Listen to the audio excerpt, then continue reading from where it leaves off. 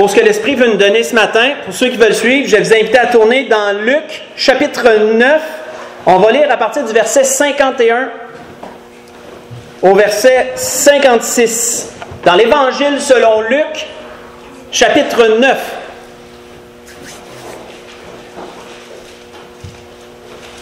On va analyser une situation ce matin qui est survenue avec le Seigneur et ses disciples. Ceux qui nous sont mentionnés là, du moins.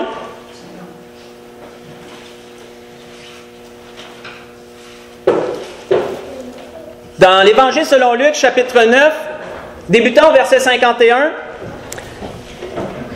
il est dit, lorsque le temps où il devait être enlevé du monde approcha, Jésus prit la résolution de se rendre à Jérusalem. Il envoya devant lui des messagers qui se mirent en route et entrèrent dans un bourg des Samaritains, un bourg qui est un petit village, autrement dit une petite localité. Ils entrèrent dans un bourg des Samaritains pour lui préparer un logement. Mais on ne le reçut pas parce qu'il se dirigeait sur Jérusalem. Juste une parenthèse que je veux ouvrir et refermer. On sait qu'à ce temps-là, il y avait une grande inimitié entre deux peuples, entre deux groupes. Entre les Juifs et les Samaritains, il n'y avait pas de bonne entente vraiment. Et c'était une vieille querelle qui remontait quand même assez loin. À un temps où les Juifs le territoire juif avait été conquéri par un homme, par un roi, je pense que c'est pas les Mèdes et les Perses, mais peu importe, c'était un peu avant. Et les Juifs avaient été amenés en esclavage, puis eux avaient mis des colons à la place des Juifs, ils avaient mis des colons de d'autres nations pour coloniser la place. Mais ensuite, les Juifs avaient pu retourner dans leur territoire, ils s'étaient réinstallés, mais là, il se trouvait deux groupes de gens différents.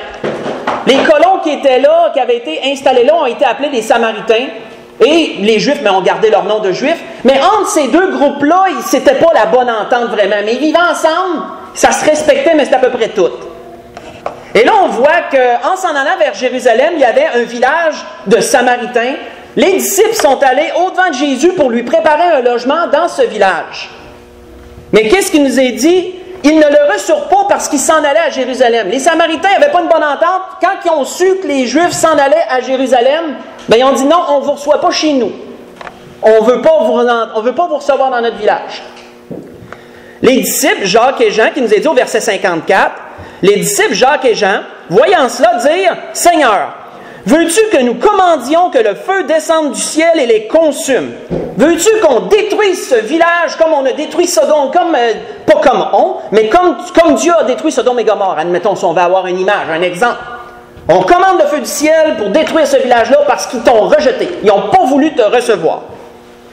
Jésus se tourna vers eux, les réprimanda, disant, « Vous ne savez de quel esprit vous êtes animés. » C'est pas Dieu qui vous demande ça. C'est pas moi qui vous a demandé ça.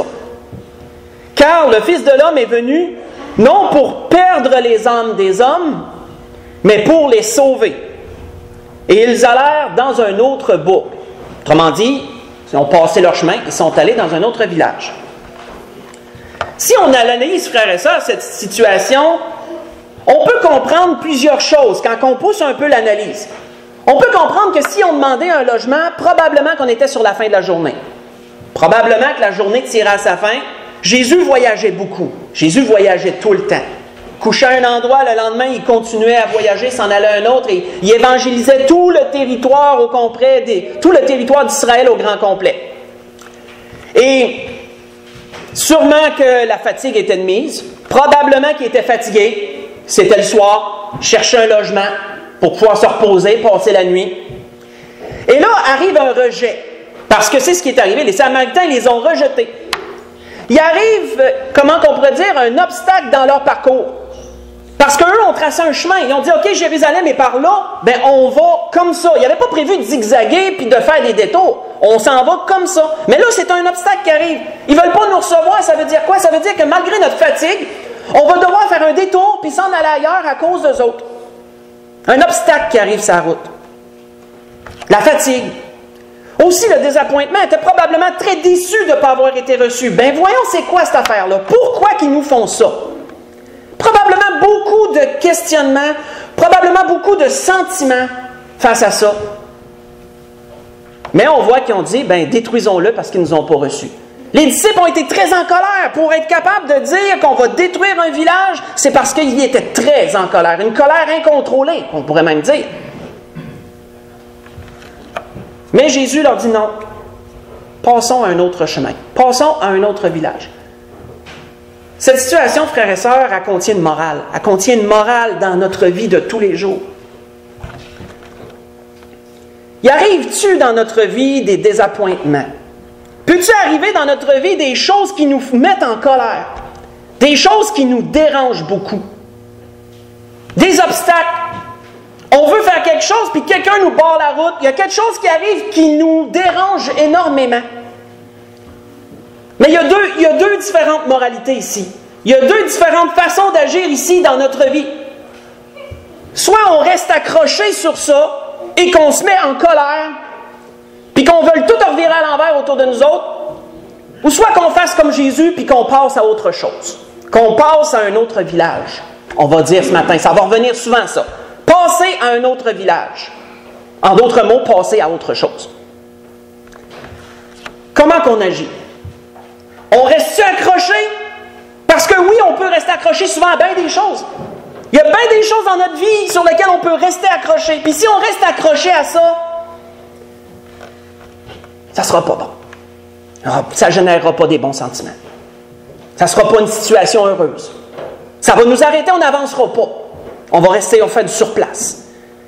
Mais si on a l'attitude de Jésus, puis qu'on passe à un autre village, qu'on passe à autre chose, mais là, on a l'occasion de pouvoir continuer.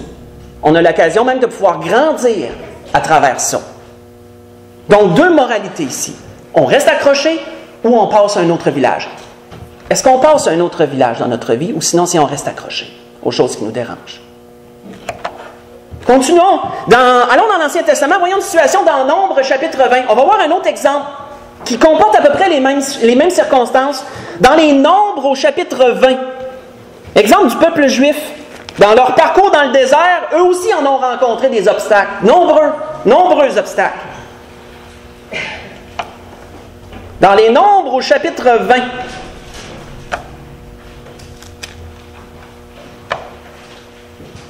On va débuter au verset 14.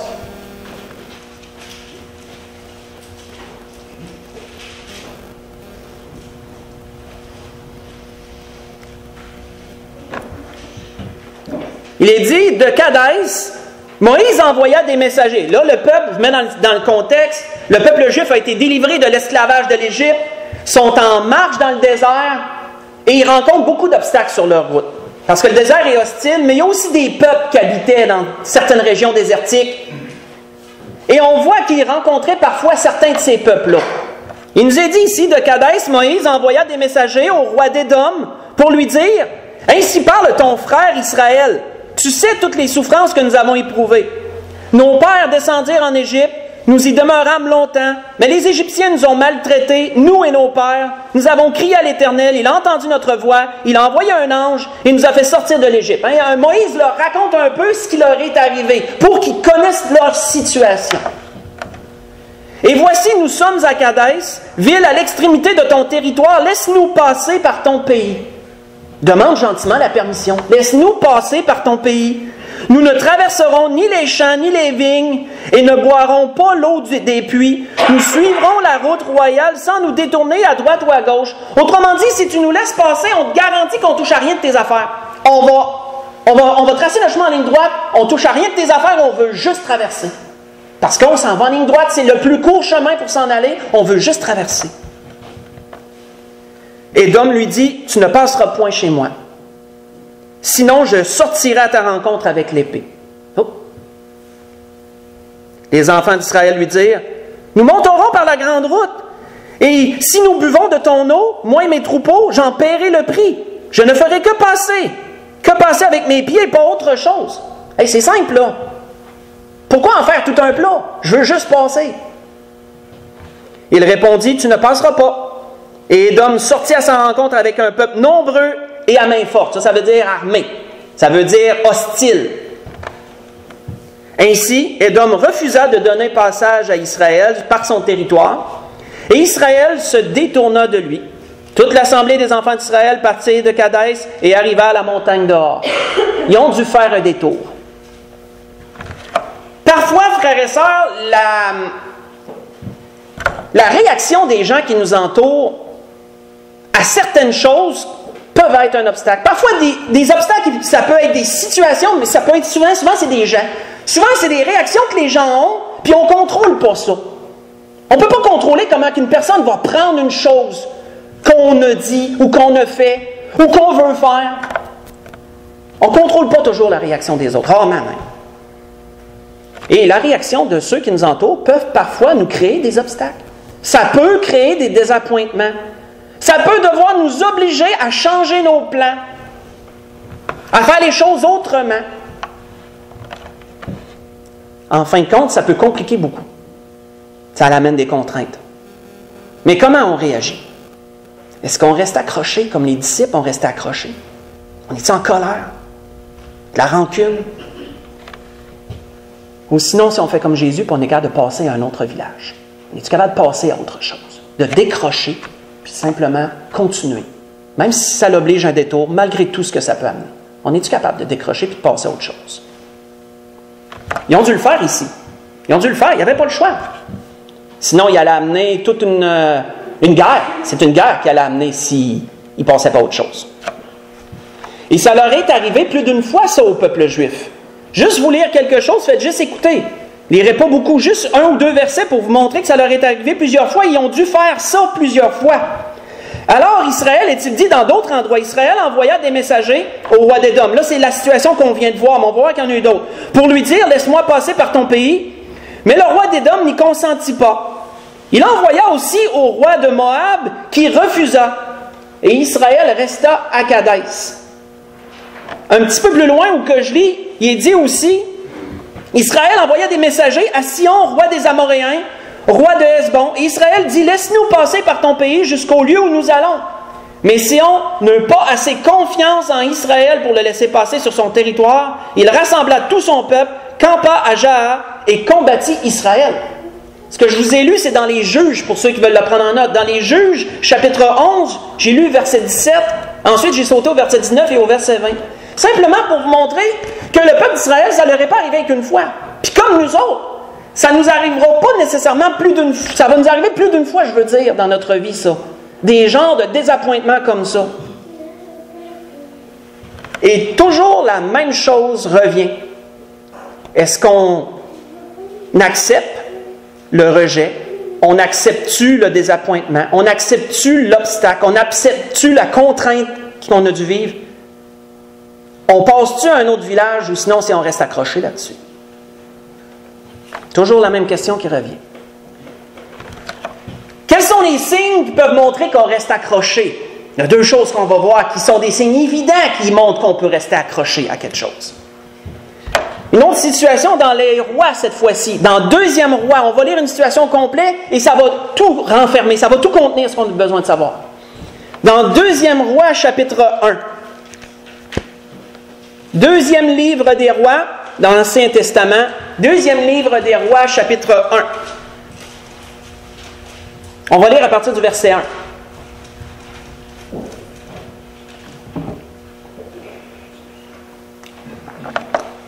Concerne dans un temps plus éloigné un des rois d'Israël, un des rois qui a passé en Israël. Il est dit, Moab se révolta contre Israël après la mort d'Achab. Or, Achaza, qui était le nouveau roi, Achazia, tomba par le treillis de sa chambre haute à Samarie et il en fut malade. Il fit partir des messagers et leur dit, allez consulter Baal-Zébub, dieu d'Écron, pour savoir si je guérirai de cette maladie. Donc, il a décidé de ne pas aller vers l'Éternel, son Dieu, mais d'aller plutôt vers un Dieu étranger, un autre Dieu d'un autre peuple, Baal-Zébub. Il est dit, mais l'ange de l'Éternel dit à Élie, le Tchibite, lève-toi, monte à la rencontre des messagers du roi de Samarie et dis-leur, est-ce parce qu'il n'y a point de Dieu en Israël que vous allez consulter Baal-Zébub? On voit que Dieu n'a pas aimé cette situation-là. Dieu dit, hey, je suis là, je suis disponible, tu aurais juste à venir me consulter. C'est-tu parce que j'existe pas ou que je suis pas là que tu décides d'aller voir un autre Dieu? On peut comprendre Dieu dans cette situation. Quand on sait qu'on est capable d'aider, nous autres, puis qu'on est accessible, puis que la personne décide d'aller voir un étranger, puis qu'on a les compétences et les capacités de l'aider, c'est-tu fâchant? Des fois, ça peut insulter un peu, hein? Et Dieu est insulté par ça. Et c'est comprenable. Alors Dieu envoie son prophète, et son prophète va voir les messagers, et lui dit cela. C'est pourquoi, ainsi parle l'Éternel, tu ne descendras pas du lit duquel tu es monté, car tu mourras. Oh, la sentence de Dieu a été déclarée. Ce roi allait mourir pour avoir fait ça. Il ne mourrait pas immédiatement, mais il mourrait à un moment donné, à cause du choix qu'il a fait. Les messagers retournèrent auprès d'Achazia et leur dit, « Pourquoi revenez-vous? » Ils répondirent, « Un homme est monté à notre rencontre, et il nous a dit, allez, retournez vers le roi qui vous a envoyé, dites-lui, ainsi parle l'Éternel, parce qu'il n'y a point de Dieu en Israël que tu envoies consulter Baal-Zébub, Dieu d'Écron. C'est pourquoi tu ne descendras pas du lit sur lequel tu es monté, car tu mourras. » Achazia leur dit, « Quel avait l'air l'homme qui est monté à votre rencontre et qui vous a dit ces paroles? » Ils lui dirent, « C'était un homme vêtu de poils, ayant une ceinture de cuir autour des reins. » Et Achazia dit, « C'est Élie le Tishbite. » Il l'a reconnu tout de suite par son allure. Élie, il n'avait pas un habillement riche, royal. C'est un homme très simple, un prophète de Dieu. Et les hommes de Dieu, normalement, c'est des hommes simples de nature. On voit qu'il envoya vers lui un prophète. Il envoya vers lui un chef de 50 hommes. Là, le roi, il n'a pas laissé ça de même. Là. Le roi, il n'a pas dit, OK, j'accepte la décision de Dieu, je laisse ça comme ça. Non. Le roi décide, il prend un de ses chefs de 50 hommes parce que les armées étaient divisées par groupes de 50, puis il y avait un chef pour chaque groupe. Donc, il dit à ce chef-là, il dit, prends ton groupe de 50 hommes, tu vas me chercher cet homme-là. De gré ou de force, tu vas me chercher cet homme-là qui vient de me voir. Tu vas chercher Élie le prophète. Donc, il envoya vers lui un chef de 50 hommes avec ses 50 hommes. Ce chef monta auprès d'Élie, qui était assis sur le sommet de la montagne, et il lui dit, « Homme de Dieu, le roi a dit, descends. Hein, t'as pas le choix, on s'en vient te chercher, là. Descends. » Et Élie répondit au chef de 50, « Si je suis un homme de Dieu, que le feu descende du ciel et te consume, toi et tes 50 hommes. » Et le feu descendit du ciel et consuma le chef et ses 50 hommes. Achazia envoya de nouveau vers lui un autre chef de 50 hommes avec 50 autres hommes. Il n'a pas laissé ça là encore. Il a renvoyé un autre groupe. Il a su ce qui s'était passé, mais il en a renvoyé quand même un autre. Il est dit, ce chef prit la parole et dit à Élie, « Homme de Dieu, ainsi a dit le roi, hâte-toi de descendre. On vient te chercher de gré ou de force. » Et Élie répondit, « Si je suis un homme de Dieu, que le feu descende du ciel et te consume, toi et tes 50 hommes. » Et le feu de Dieu descendit du ciel et le consuma, lui et ses 50 hommes. Achazia envoya de nouveau un troisième chef. Hey, non, ça ne suffit pas, il continue encore. Envoya un troisième chef de 50 hommes, avec ses 50 hommes. Ce troisième chef de 50 monta, et à son arrivée, il n'a pas eu la même attitude que les autres. À son arrivée, il fléchit les genoux devant Élie. Autrement dit, il s'est mis à genoux. Il s'est prosterné. Il s'est mis à genoux. Ben, peut-être pas prosterné, il s'est mis à genoux simplement. Il s'est humilié devant l'homme de Dieu. Et il dit, « Homme de Dieu, que ma vie, je te prie, et que la vie de ces 50 hommes, tes serviteurs, soit précieuse à tes yeux.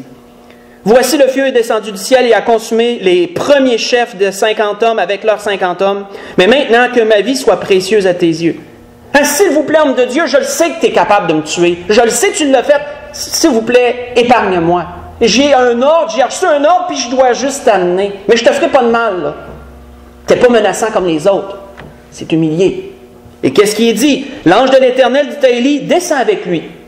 N'aie aucune crainte de lui. Autrement dit, lui, il te fera pas mal. Les autres t'auraient fait du mal, mais lui, il te fera pas mal. Descends avec lui, vas-y.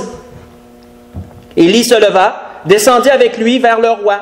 Et il lui dit, là, il est arrivé devant le roi, et qu'est-ce qu'il lui dit? Ainsi parle l'Éternel, parce que tu as envoyé des messagers pour consulter Baal-Zébub, Dieu d'Écron, comme s'il n'y avait en Israël point de Dieu dont on puisse consulter la parole. Tu ne descendras pas du lit sur lequel tu as monté, car tu mourras.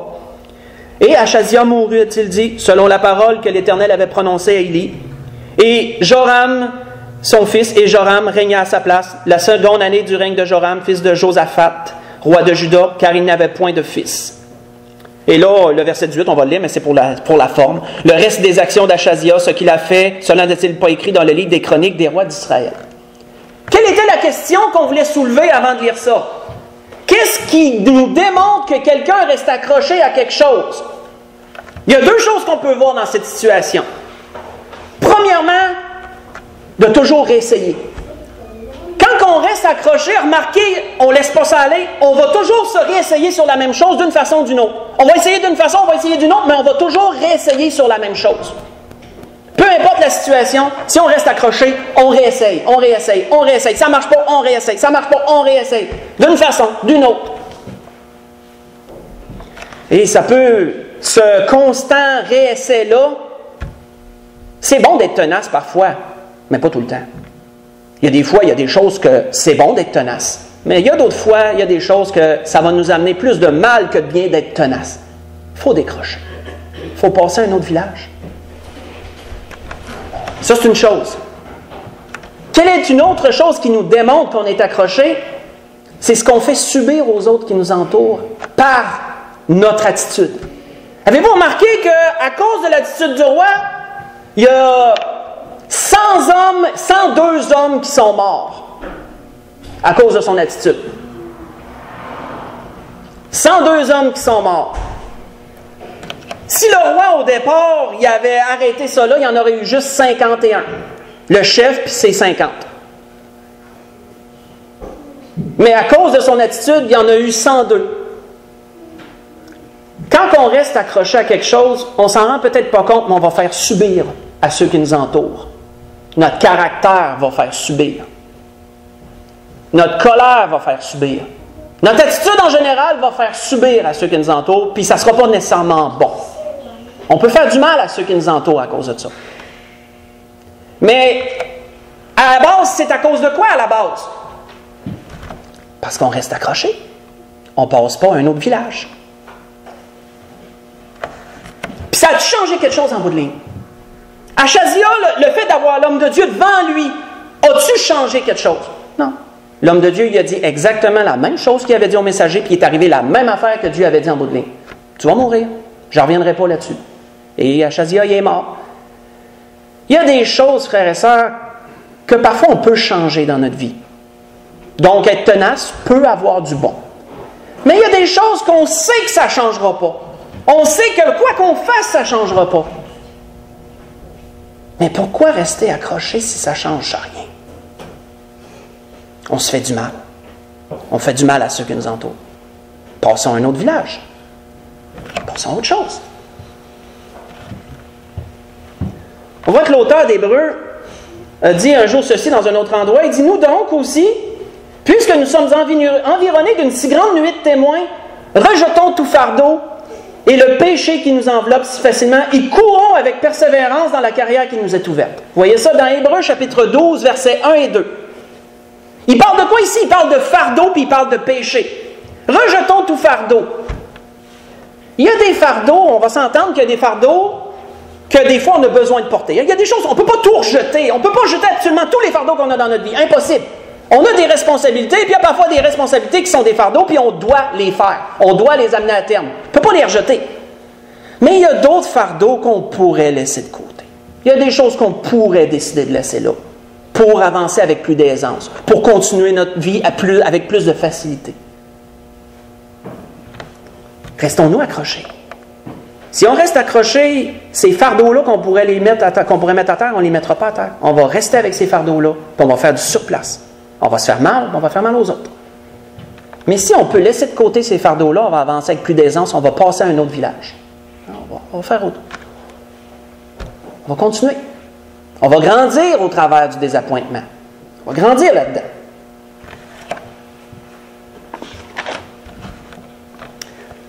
Avant d'aller à la conclusion, ceux qui veulent me suivre, tournez avec moi dans Jacques, dans l'Évangile selon Jacques, on pourrait dire ça. Chapitre 3, dans le livre de Jacques, chapitre 3.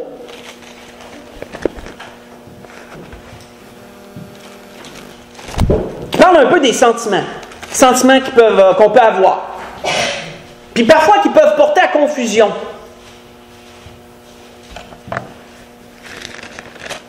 Dans Jacques, chapitre 3,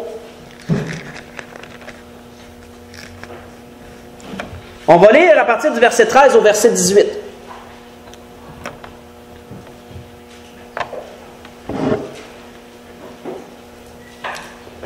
Dans Jacques, chapitre 3, on va débuter au verset 13 jusqu'au verset 18. Il a dit, lequel d'entre vous est sage et intelligent? On a parlé de sagesse dernièrement dans un message précédent, donc je trouve ça un bon clin d'œil qu'on y revienne, et l'intelligence aussi, on en a parlé. Qu'il montre ses œuvres par une bonne conduite avec la douceur de la sagesse. Et la sagesse, il y a une chose qu'elle comporte à la base, c'est la douceur. Tu ne verras pas quelqu'un colérique et sage en même temps. Tu vas voir quelqu'un de doux et de sage, ça oui. Mais colérique et sage, ça ne marche pas ensemble, ça. Ça ne marche pas ensemble.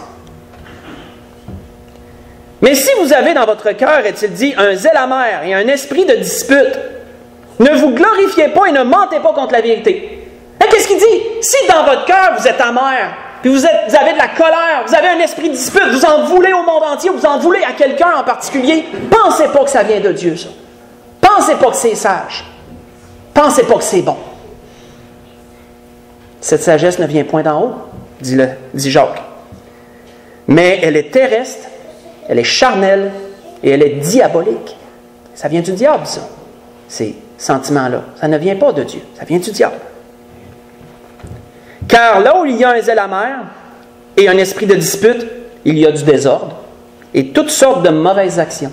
Parce que ces sentiments-là vont entraîner des actions et ces actions-là ne seront pas forcément bonnes. Parce qu'elles ne découleront pas à la base de bonnes choses. La sagesse d'en haut est premièrement pure, pacifique, modérée. Modérée qui veut dire retenue. Hein? Quand tu es modéré, tu agis avec retenue, tu lâches pas tout, autrement dit. Tu fais bien attention. Petit pas, petite parole, fais attention à ce qu'on dit, on fait attention à ce qu'on fait, tu es modéré. Donc elle est conciliante, elle est modérée, conciliante, pleine de miséricorde, remplie de pardon, pleine de miséricorde et de bons fruits, exempt de duplicité et d'hypocrisie. Pas de visage à deux faces. La personne, elle sait ce que tu ressens et tu lui dis les vraies affaires, mais avec la bonne façon de le dire, bien sûr. Le fruit de la justice est semé dans la paix par ceux qui recherchent la paix, disait Jacques. Donc, si on fait un tout avec ça, on a vu quoi à la base?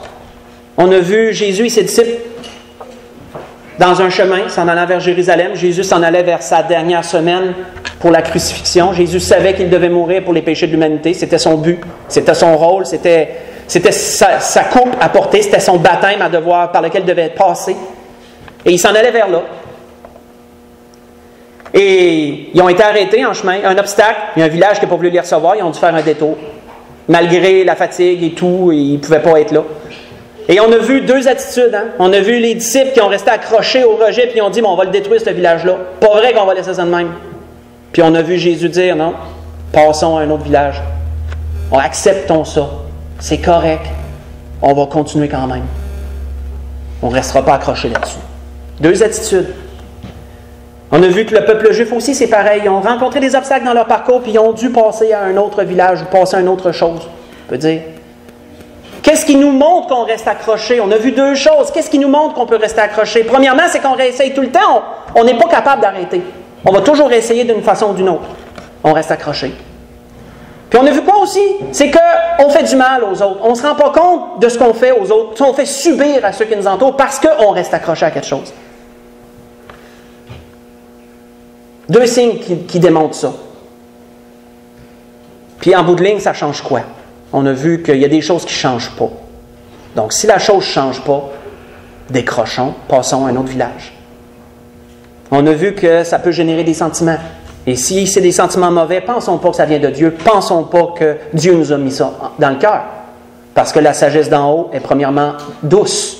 Elle est pure, pacifique, modérée, etc. Et pour conclure, ce que le Seigneur a voulu nous donner ce matin, je vous inviterai dans Luc chapitre 10. On va lire la suite de la situation où on a commencé. Retournons dans Luc chapitre 10, là où on a commencé, mais on va aller un petit peu plus loin. On va aller un petit peu plus loin. On va aller au verset 38 de Luc chapitre 10. Parce qu'on ne lira pas la suite entre les deux, mais si on les rentre les deux, on verrait qu'ils ne se sont pas arrêtés quelque part. Là. Il ne nous est pas mentionné qu'ils ont arrêté quelque part après ce village-là. Il nous est mentionné que Jésus a rencontré d'autres gens, etc., etc., mais il ne nous est pas mentionné qu'ils ont arrêté quelque part jusqu'au verset 38. Et qu'est-ce qu'il nous est dit?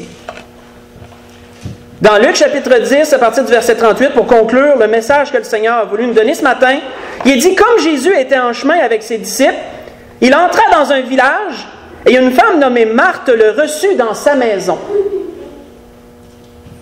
Si on lirait la suite, on verrait qu'ils ont été très bien reçus, avec toutes les attentions possibles dans cette maison-là.